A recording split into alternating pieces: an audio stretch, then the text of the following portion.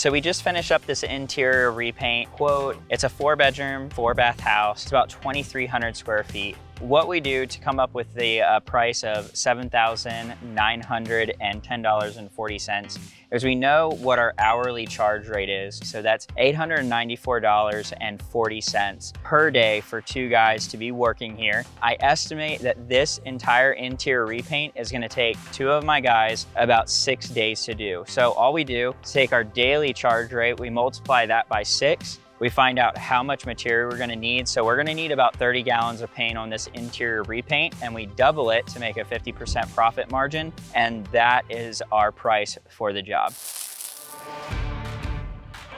Because we didn't have all of our numbers, as I think we should have in the beginning, our pricing was very difficult to do. You can't underbid. While you got the sale, that's great, but we still need to be able to produce the product. And if you underbid too much, we're not going to be able to make a product, or we're paying someone else to paint their house, which makes no sense. You can get certain handbooks. There's a national paint estimator that we use that gives us the average of what paint costs throughout the country based off of the previous years. It gives us an indication of what labor should cost us. It gives an indication what paint should cost us based on the size. It helps us estimate a production rate of a slow painter compared to a fast painter. It evaluates the difference between brushing on and spraying as far as your waste. You've got tons of waste with your spray and minimal waste with your brush, but you sacrifice your time and that kind of thing. So this book really, really helps out in that regard.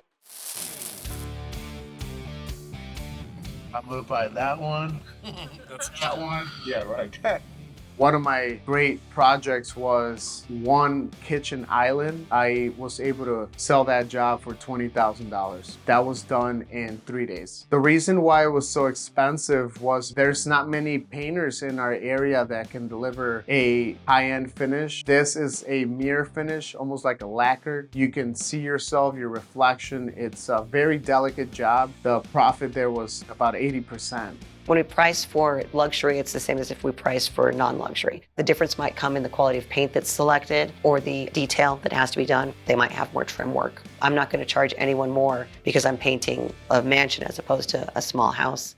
Really? It's like 7 foot tall. Saying that he's gonna paint that without a ladder, there's no way I could do that. So here we are at this exterior repaint. There's a couple things that we had to take into consideration when bidding this home. In the soffit, it's very cut up. There's a lot of different things that we're gonna have to paint. There's a lot of prep work involved there. Also the height of the back of the house and the pitch of the ground. There's an incline that we're gonna have to work on. This house is gonna probably take us between 3 to 4 weeks to complete with 3 to 4 guys.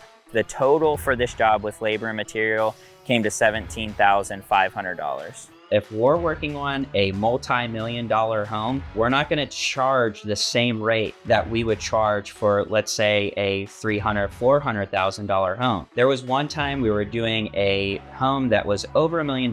It was custom, and the customer told me the doors that came out of his home were from recycled wood out of a castle in England. And those doors were like $2,000 a piece. So we have to charge accordingly because the liability is on a whole nother level.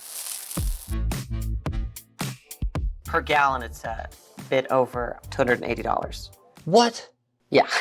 For water-based paint? Yeah. Oh my God. Slightly more than you guys anticipated. When it comes to commercial, it's a much more detailed process. If it's a new build, we're gonna hopefully get the plans. We're gonna put in our takeoff software, and a takeoff is just a fancy way of saying, you're just taking your measurements.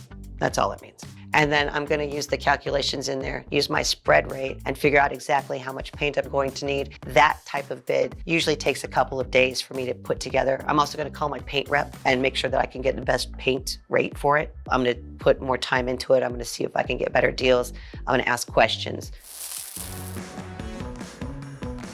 We find that we make the best profit margins on our residential repaints. I'm gonna see how many rooms there are, how much trim and how many doors, how many repairs there might be to like the drywall. This home is gonna be vacant, so that plays into the price and how quick we're gonna be able to get the job done. On average, it takes me no more than 15 minutes or so to provide a quote. Jobbers templates make it a lot faster for me as well. All I have to do is just click on one of the templates and plug in all the information. The customer is gonna get it by email right now for them to review, and we're all set. I build two separate ways to price projects. The quick repaints are per square foot, and the custom painting is by the hour because it requires a lot more time. There's a lot more detail to it. You have to be transparent with the client. What type of paint do you like? Do you like premium paint? You have to understand what type of paint they want. If you do a job and they sign the contract and then they go, oh, well, I want Aura by Benjamin Moore, you're looking at like $70 for a gallon versus if you quote it for $30 per gallon. So you always have to be careful on what the client wants.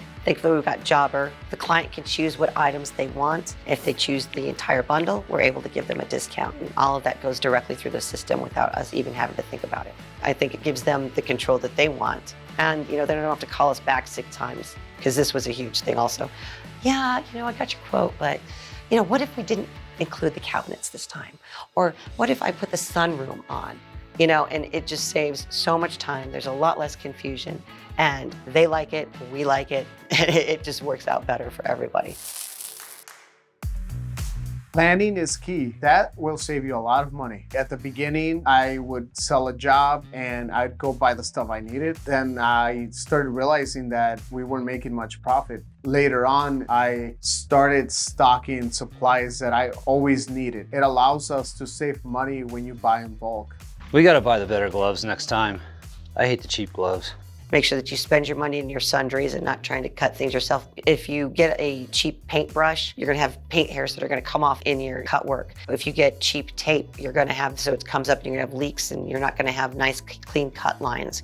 It pays to do it right the first time, because otherwise you're either gonna ruin your reputation or you're gonna drive yourself crazy by having to do it 4 and 5 times until it's the right way done. Both of those situations, you're not gonna make money. Don't skip out on your technology. Make sure that you've got phones that work in the field, a computer that you're able to put everything together in. You don't need a fancy truck to take your things out. You can transport things in your car. I've seen people with a station wagon and a ladder able to do this. We got all of our office furniture. Well, it looks great in my opinion. All of it was under $200. Put the money where you know that it's going to give you the best return. We have warranties for every job that we do. The way that we do our warranties is based on the product that the customer is going to use. So if a customer uses a cheaper product that isn't going to last as long, we offer a shorter time period warranty on that. We have 3 packages. Our first package is a 5-year warranty on the work. And then the next step up from that is a 7-year warranty. And then on our top of the line package is a 9-year labor warranty. I've been in business now for 7 years, and I've never really had a major issue with warranties. There's some stuff that has come up, but it's pretty simple, easy to resolve. We've had a couple pool deck warranties that we've had to go out and service and repaint somebody's pool deck because of chipping or peeling paint, but never any major issue with our projects.